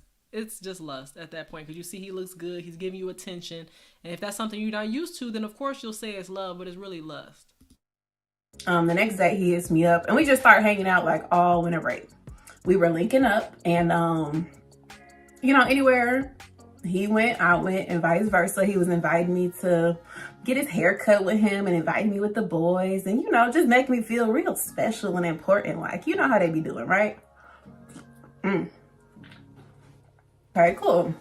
We locked in, right? Hanging out every day, meeting all the important people in his life. We just chilling, kicking it, not giving each other no air to breathe because we really like each other. And then I think the week before I go back to school comes, and when I'm home for winter break, I don't have my own place. I'm staying with my parents because I'm only here for like a month. So he was like, before you go back to school, can you promise me this one thing? I'm like, what's up, babe? And he's like, I just want to spend a night with you. We haven't gotten the chance to spend a night and da-da-da-da. I want to have like a movie night, food, all that stuff. I'm like, oh, that's real cute, babe. And so I arranged for that. We planned for the Saturday before I go back to school. Then this Saturday comes, y'all. Why does stuff like this be happening to me? So the Saturday comes and I hit him up as usual. And there's like no response, or it may have been like a very vague response, like 2 or 3 letters, which is not normal. Okay. So at first I was like, well, maybe he's just busy because he is that guy. And I was like, let me just busy myself until 7 p.m. or whenever we were supposed to link. At this point, it's like 4 p.m. And I'm thinking it's really odd that I have not heard from him because, like I said, we usually talking all the time, either through text. If we're not texting, we're in person kind of thing. So I'm like, wow, I hope he's okay. That's my initial thought. I'm like, it's 4 p.m. We're supposed to link in a few hours. Where is he at? So I call, I text, no answer. I back off a little bit for a few hours. I'm like, you know what? He is a really busy guy. And I head out a little bit early before the time we're supposed to meet. And I head to this corner store by his house, right? I head to this corner store by his house and I'm like, let me just go ahead and get some snacks and drinks. Some of his favorite stuff I know we like since we're going to be watching movies. Trying to think ahead, trying to be loving. You know what I'm saying? So I hit him up. It's maybe like an hour before we're supposed to link. And I'm like, hey, I just grabbed your favorite gummies and da-da-da-da. So you don't have to worry about snacks. I'm going to meet you in a minute. Nothing. No reply, y'all. And this is what I'm saying. You send all those replies. If you don't have access to anybody he knows, then you reach out to find out if he's okay from them. I wouldn't keep texting nobody because it's given desperate. And he's the one that had proposed the plan to meet with you today and do a Netflix and chill because that's what it was going to be. And since he's not answering, look at it as a sign from God. instead of running this man down. See, that's what I'm saying. Sometimes we do too much. We may ask God, tell me if this is the right person for me. And then as soon as he tells us that it's not the right person, hello, I'm a witness. He tells us he's not the right person. Then we still trying to figure out, okay, let me just contact him a few more times to see maybe that wasn't a sign from God. Like literally, you're dodging the bull. You're weavy wonder, as Mark Cooper would call it, weavy wonder to the bull. No, we have to be serious and pay attention to the signs. And that was the greatest sign itself that wouldn't have started this 5-year tragedy. So at this point, my crazy starts kicking in. But I'm still kind of worried. I'm like, is he okay? Because, like, he was, if y'all used to know my type, it's like, it could go either way. He could be in the streets or he could be cheating. Anyways. So I start to get a little worried. And like I said, me and him were locked in. So I knew all his best friends, his closest people, and I had their phone numbers. So I started going down the list, calling like, yo, have you heard from Pimpin' today? And a couple of them gave answers where like they genuinely didn't know, and I could tell. They were like, oh no, man, I heard from him maybe this morning, da-da-da-da. So then I'm like, oh, something done happened to my baby. But then a couple of his homeboys knew what he was doing, I suspect, and they made it real obvious. Because I was like, yo, you know where Pimpin' at? And it was something off about their answers that let me know they knew exactly where he was at and exactly whom he was with, okay? Sounding all nervous like on the phone. So I took that information and it just like jet fueled my crazy pack. Like it just fueled it up. I'm like, here we go. I was trying so hard, but here we go. So as I told y'all, I'm at this corner store right by his house. So I zoom around there. I've never done a drive-by. He had never given me a reason not to trust him before this. But after that, get up and go. I'm like, oh, we playing? So I go to his house and no cars are there. Dang, okay. No cars are there. His car is not there. His roommates, nothing. It's just an empty house, but it has lights on. So I'm like, okay. I get to creating scenarios in my head. I'm like, okay, maybe he hid his car around the corner and maybe he's in there with the girl. And da-da-da. I just start coming up with stuff. So I get out of my car and I walk around to like, goodness, I'll have to stop it right there, because what we do sometimes, we come through with all these different critical thinking scenarios, y'all. We can't figure out a word problem in mathematics, but we will come up with a way to figure out these different scenarios, all these different conditionals to think about what happened in this scenario. Dang, we could apply this to a forensics class or somewhere where we could get some income from it at least. But to be over here trying to figure this out to get what? As soon as you find this information out, then what? We never have the answer, but we have the cause, right? We have the cause, we know what went down, but we don't have the resolution to think about what we're going to do after we receive this information. I'm just saying, we could really be in forensics, cybersecurity, but like I said, I got my minor in cybersecurity, but yeah, I don't have time to be not getting paid for that type of caliber of work. It's no it's not that serious. And that's why we got to stop being CSI. And if you're going to be CSI, then get paid for it at a minimum. Every window in the house and just get to peeking. You know what I'm saying? Just creeping. Nothing was there. So I camped out for like 2 or 3 hours. I'm telling y'all, my crazy used to be like have no chill. I was like, I have absolutely nowhere to be. I'm finna catch him in the act. I'm finna catch him in the act, right?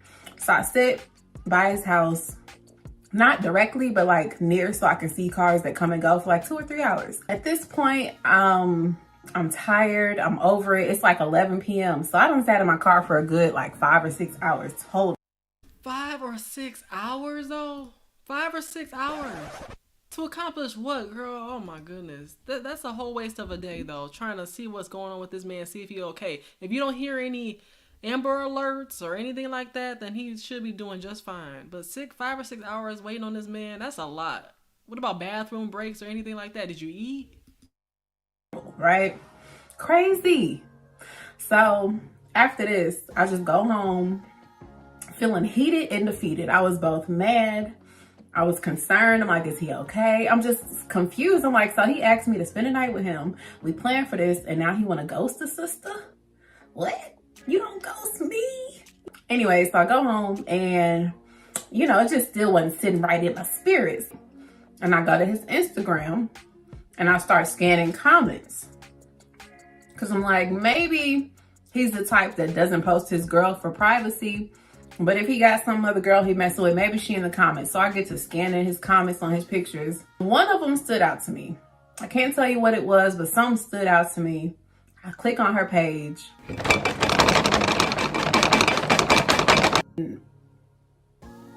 It clicks on my heartbreak. Like, I don't even know how else to say it, but the first thing I see on her page is public, and I see her kissing my boo, like it said 3 or 4 hours ago.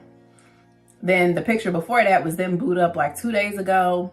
Then before that, it was like 3 days ago. So every time I was not with this man, he was with this girl who I didn't know who it was. I was just like so blindsided because we spent so much time together.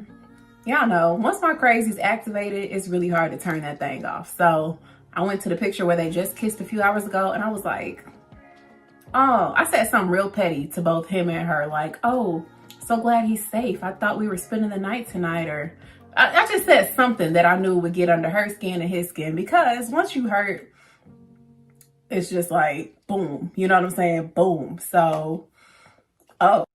No, she did not need to leave a comment though. See, plenty of times I may have seen where, like, I've dealt with some stuff about my ex having a female friend, but I never went to that particular woman and commented on her photo or said something stupid to her, even though she was entertaining him. But he was entertaining her first, so I never said nothing because I went off on him. I went off on him at that time. I didn't go off on the woman per se, right? Why would you comment on her photo? Because she don't even know who you are. So that's just embarrassing. After I made that comment, he immediately calls me within like 10 minutes. I'm like, oh, bro, I thought your phone didn't work. Buddy, what's this? And he's like, why would you comment on her page? Sir, first of all, that's what you got to ask me after all. No words. I end up going off on him, and I'm like, we got to talk. I'm the type of person, like, back then, I wasn't cool with people doing me wrong and me not being able to speak my piece, right? So I was like, we got to talk in person. Like, I'm livid. I need to know why. I'm talking, and he tells me his ex hit him up and she was thinking about getting back together. And I'm like, well, you definitely could have updated me, homeboy. And I'm like, so what do you want to do? And he was like, I don't really know. He was like, she's just, we had to talk. Okay. So I go back to school. We didn't end on bad terms. It was just kind of like in limbo. So when I get back to school, I get to hitting him up again. And he's like, you know what? I'm not really on with you on anymore. Now, this is the point in time I should have stopped talking to him. I cannot stress this enough, ladies, but when a man tells you he doesn't want to be in a relationship or he doesn't want to XYZ, listen to him.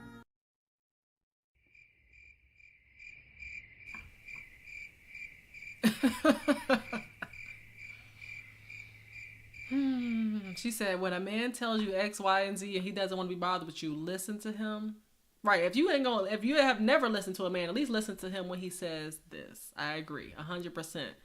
Goodness. And I'm guessing that this spanned over the 5 years. What she's about to say now is that she knew that he was getting back with his old flame. And that's what I'm saying. Them flames have to be distinguished, right? Like, not even the word. Extinguished. Okay, that's the word. Oh, Lord. Okay, them flames need to be extinguished, okay?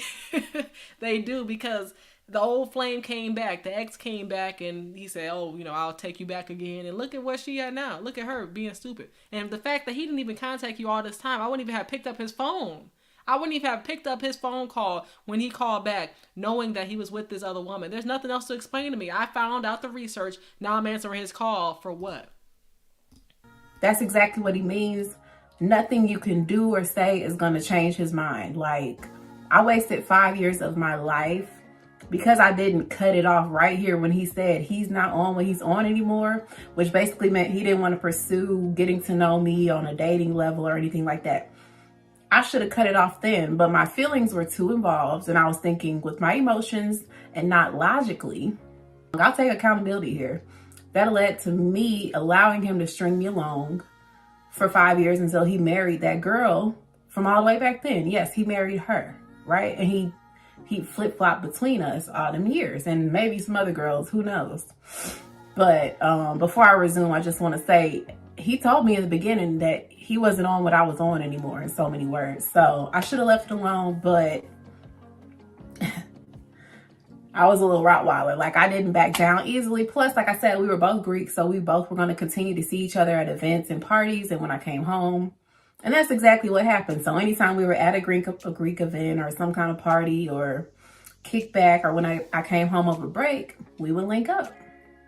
It was just inevitable, for real. And our connection just kind of got stronger over time. It was like a homie, lover, friend type of thing. So we kind of entered this toxic cycle of dealing with each other and then not, just based on whatever. This one weekend in particular was coming up that required travel, like a road trip. And he had did something to make me mad. I can't remember what it was, but he was always just making me mad, like dealing with other girls and just real disrespectful stuff, but I allowed it, so whatever. And he asked me for money for something to get fixed on his car so that we could he could go to this big road trip event that everybody was going to. Of course, I was mad at him, so I'm like, I'm definitely not about to give you X amount of money. We just, kept going on. So I go on this road trip, and it's to my understanding that he's not coming because his car is messed up, okay? So when the weekend comes, he's there, plus like all his homies, best friends, whatever. I'm like, I thought you weren't coming. Low-key geeked. I'm like, my man is here. My bae is here. You know what I'm saying? So y'all happy to see each other, whatever. We kick it that weekend. How is this your man, your babe, but he didn't even inform you that he was going to be there because he said he needed money from you to get there? Obviously, he got the money from somebody, and now you talk about my man, my boo is here. Like, somebody who's your man, your boo, you're going to be talking to on a consistent basis and not be like, oh, surprise, he showed up here. What type of communication is that? And you got the nerve to talk about my boo, my babe. I bet he wasn't saying my boo, my babe when he saw you. I think Sunday or Monday comes, and at like 8 a.m., I get woken up to a picture of my babe pimping, plus like his friends he had come with over that weekend, and it said like, rest in peace. My heart literally jumped out of my tonsils. I'm just like, what? Because all I saw was a picture of them, picture of Bae, and rest in peace under it. So I'm like, who? I just get to texting everybody like, what happened? And I come to find out that one of his best friends passed away. They had a car accident on the way home in which everybody in the vehicle was ejected from the vehicle. And it happened because they didn't have that part fixed on their car. The same part that he was asking me to help him get, like help him pay for. So I dealt with like an immense amount of guilt after that accident, because it was just like, I'm sure y'all can kind of understand why I felt guilty for a minute, but then I had to kind of let that go, like, you know what I'm saying? But story short, I wouldn't have felt any guilt because I think it's raining outside, so I'm gonna wrap this thing up soon. But story short, I wouldn't have felt any guilt because he was saying he needed that money for his car. If they weren't driving in his car, then that had nothing to do with you, right? It'd be different. You probably would have felt guilt if it was him and his car that got into an accident. I understand that, but you can feel sorry for people, right? You can have sympathy for them, but at the same time, that has nothing to do with you that they got in a car accident because that wasn't his car, okay? They got into a really bad accident on the way back from that road trip, and one of his best friends passed away, and he saw it. They all saw everything, and a lot of people got hurt. It was really bad, and it just really put a damper on the community. So again, with us having a very strong like emotional tie, I was there for him. Like, we just kind of like got close during this time. He was kind of numb at the beginning of this stage, but like we got really close. And so it kind of reconnected us a few years after we had started this little toxic cycle, right? And we just would link up all the time just to talk. You know what I'm saying? It's just to connect. And I was just making sure he was good, because like I was like, I know that has to be traumatizing beyond words. And during this time, he ends up getting his now wife pregnant. So now he got a baby mama. The ex from the beginning is now his baby mama. It seemed like they were always fighting. He would always tell me they're not together. And I believed him because like they didn't live together. It was just like a bunch of variables that made me honestly believe he wasn't messing with this girl. He just called her crazy, da-da-da. So he gets her pregnant during this time, and that puts distance between us again, right?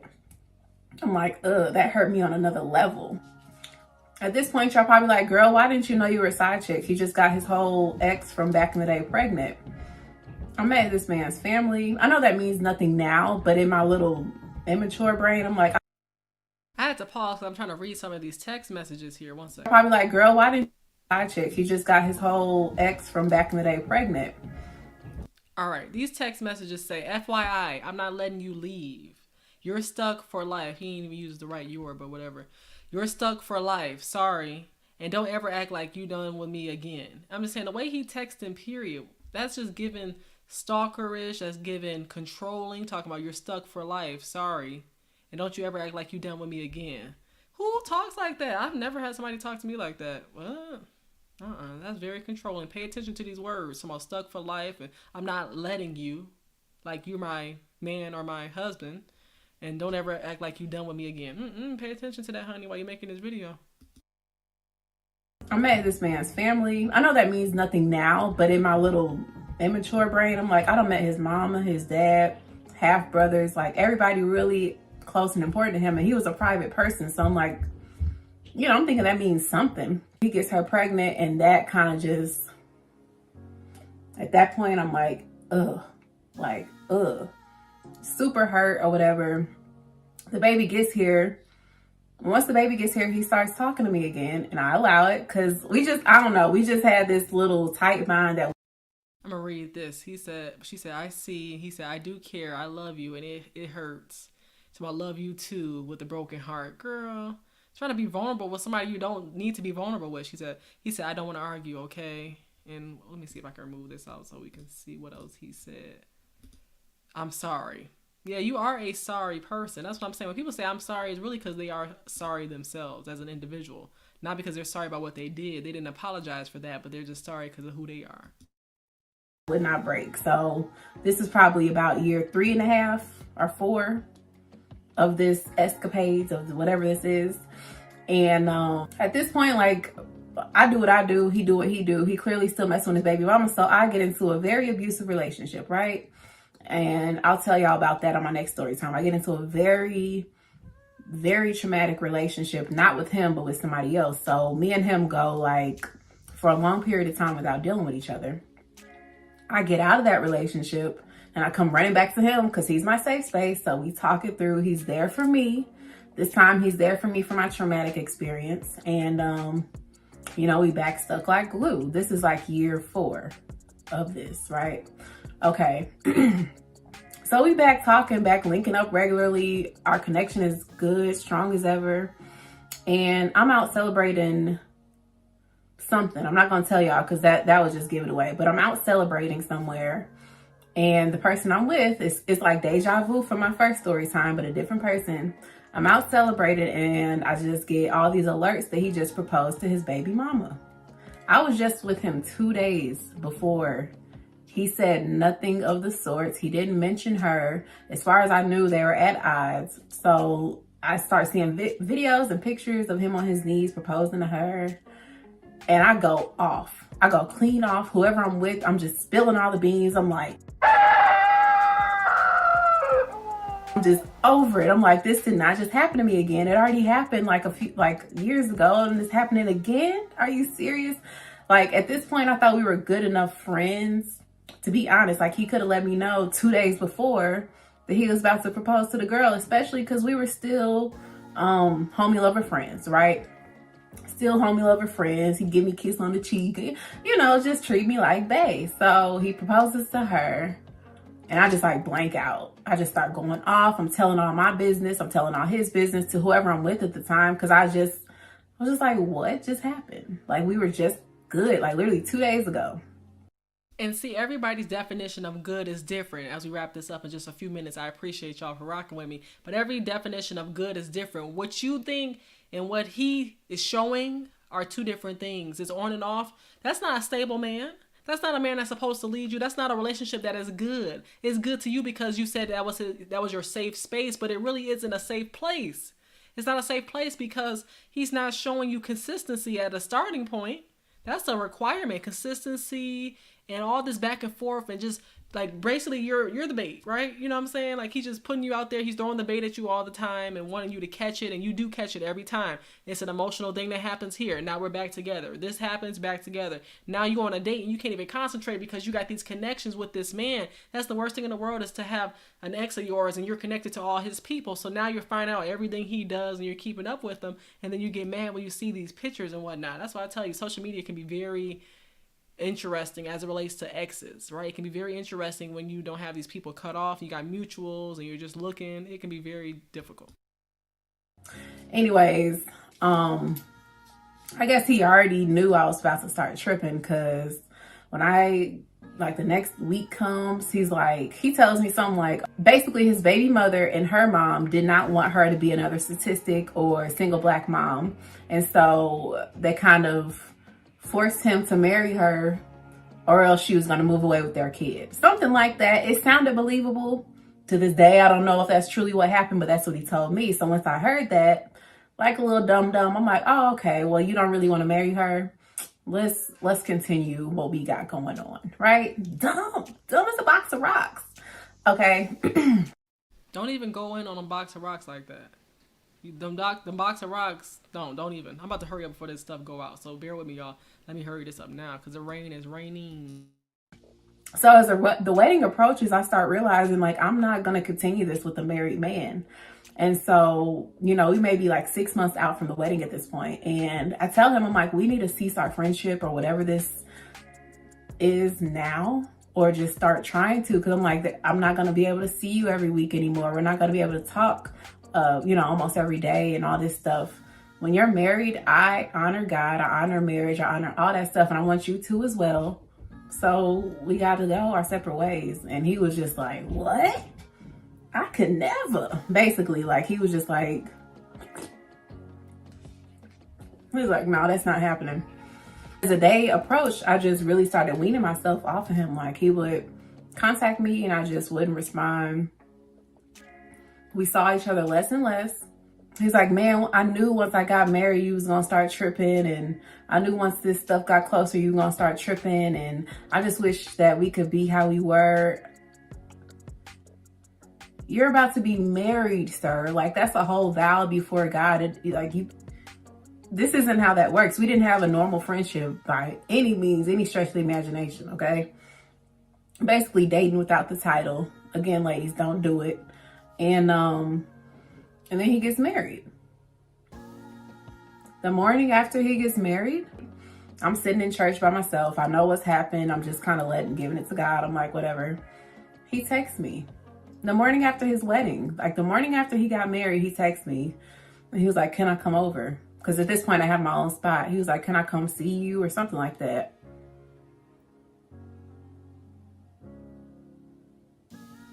I'm utterly in confusion. Like, I'm so confused. Yes. I'm like, did you just get married? So I think I said something like, I'm in church. God bless you and your wife. Something real short, blunt, petty. You know what I'm saying? Boom. He was married and I was done. Like, I don't play with marriage. This is like year 5. It's basically trickling towards the end. I move out of my first place. I move to another location. I get a new job. Lo and behold, the devil is in the details, because I just got a new loft. I got a new job. It's in the heart of downtown, right? Okay. So during my training, the person who's training me takes me to his job. 2 different buildings, y'all. Like, I don't even know how this happened. Like I said, devil was in the details for real. Like, it wasn't nobody but the devil, in my opinion. Cause like, what? Anywho, so I get this new job and they tell me that I'm going to be visiting different sites every week to conduct some type of business. The first site that I have to visit every week for a long chunk of time is at his job. Not only at his building and on his floor, but in the exact area that he works in. He's married. We haven't talked in months. I'm off the face of the planet in his eyes. So I was like, I don't know how I was feeling, but I knew once they said, oh, we're going to wherever we were going to, I'm like, oh my gosh, I know he works there. He's worked there for like a year. I'm pretty sure he still works there. So we pull up, we go to the floor, and I sit down and I'm trained. The room I'm in, the door is open. And so whoever walks by can see straight in and they can see me. So I'm there for no less than 30 minutes and he walks by and he sees me. And he walks back by and he walks back by. Because I didn't tell him nothing. Like I said, we're not friends at this point. He don't know nothing that's going on in my life, right? He keeps walking by and he texts me. He was like, do you work here or something like that? And I just told him, I was like, I'm in training, and I just kept it short. I was like, I'm in training. I don't work at your company, but I'm gonna be working with your company, basically. And so he was like, well, let me know before you leave. And so he wanted to walk me to the parking garage, da-da-da-da. So this happened like almost every week I visited him, but it started kind of like building that emotional bond back up, because he would like walk me to my car. Then he wanted to buy me lunch and stuff like this. And I realized I had to even cut that off, because I'm like, there's nothing wrong, but it's also nothing right. Like if his wife knew that he's simply walking me to my car, like in all the history, the 5 years of history we have, that's not okay, right? So I stopped telling him when I was coming. I would go straight in the building, straight out, straight business. And I ended up getting a new job because I didn't like that job, and I never saw him again to this day. It is 2023, and he just tried to add me on Facebook like a month ago, 2022. And he's done that. Like he tried to add me on Instagram, Snapchat, like wherever I may exist, he still tries to reach out to me. So that's basically it. Like I said, it was 5 years of Sidechick because we were dating without a title, and then he married somebody else, and then I cut it short. But I think I'm gonna go ahead and tell y'all next time how to avoid that and how to really see like if he's just not that into you. Although this story still perplexes me, because the fact that he still reaches out to me, he's been married 18, 19, 20, 21, 22 for like 5+ years. I don't know. Y'all let me know what y'all think. I'm over it. I've healed from this situation. It took a lot out of you, girl. I cannot lie. But let me know. Like, y'all let me know what y'all think about this situation for real. And I'll be right back here next week, and I'll talk to y'all soon. Real soon. Peace. 5 years later, in the SpongeBob narrator voice. Okay, because that was draining, to say the least. Draining because of the fact that she spent 5 years with this man on and off, and then she finds out that she's working at a job he used to work at. Thankfully, she's not at that job anymore, but boundaries were just being crossed so much. He's taking you to your car in the parking garage. He's buying you lunch and doing all that. And this is the thing. When you got to that job, and let's say he did work there, first of all, I wouldn't even have taken the job if I knew he worked there. I would have been like, yep, I'm just going to have to quit. Find me another job, because it's a conflict of interest there. That's a distraction. And if you did get the job there, I would have blocked him anyway from a long time ago when he was playing games with me on and off, because a man is going to be clear, and it's not going to take 5 years for him. It's not going to take 5 years for you to see clearly now. It really shouldn't have taken that long, but since it did, I'm glad you told your story. Hopefully women can learn from that it's draining. She literally should have put down, forensics investigator on her resume after that 5 years of experience. You really shouldn't even, like, with inconsistencies like that, you shouldn't even be allowed to vote, because you don't know who for you. You don't know what's on and what's off. You shouldn't have privileges like that when you just let yourself waste 5 years like that. And this is the second time you've been considered a side chick. And once he had that baby from that woman, even before then, I would have let it go. But really, the baby is the icing on the cake to say goodbye.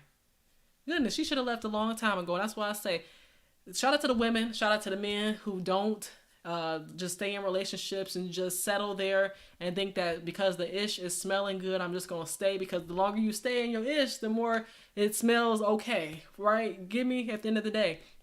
That's what Jennifer Lewis said. Like, come on out of there. Seriously, if you just sit in your SHIT for too long, it's going to start smelling okay, and it's going to be bearable for you. And that's when you need to come on out to realize that this ain't what I'm supposed to be in. It just don't make sense. All right, to say the least. So back to my main topic, side chickology. Shout out to Pastor Keith Battle. If you haven't watched that, watch the replay and you'll see his video talking about side chicks and how it's going on in the church as well. It really is. And that's the stuff we need to hear to be able to grow spiritually, mentally.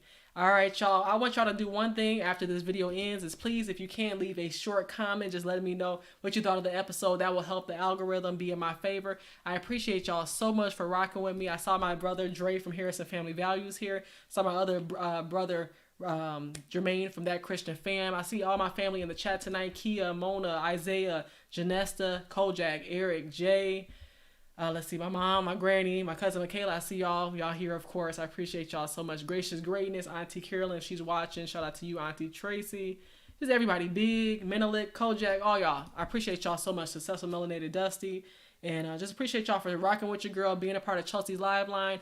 And God willing, there will be no side chick activity over here because I know my standards. I know what I stand by. So I just appreciate y'all for rocking with me. Hustler and Muscular, Jesus loves you as well. Thank y'all so much for rocking with your girl. And God willing, I'll be back next Wednesday for another episode of Chelsea's Live Line. But until then, stop being a side dude. Stop being a side chick because it's not going to give you the benefit that you thought you were going to get.